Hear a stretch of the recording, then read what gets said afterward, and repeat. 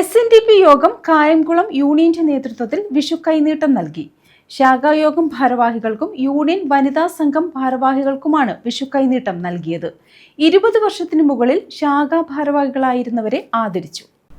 SNDP യോഗം കായംകുളം യൂണിയന്റെ നേതൃത്വത്തിലാണ് വിഷു ആഘോഷം സംഘടിപ്പിച്ചത്.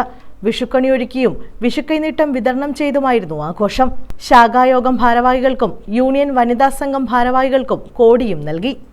Union president V. ചന്ദ്രദാസും യൂണിയൻ സെക്രട്ടറി P. പ്രദീപ് ലാലും ചേർന്ന് ഭദ്രദീപം തെളിച്ച് ഉദ്ഘാടനം നിർവഹിച്ചു. 10 വർഷത്തിനു മുകളിൽ ശാഖാ ഭാരവാഹികളായിരുന്നവരെ ചടങ്ങിൽ പൊന്നാടി അണിയിച്ച് ആദരിച്ചു.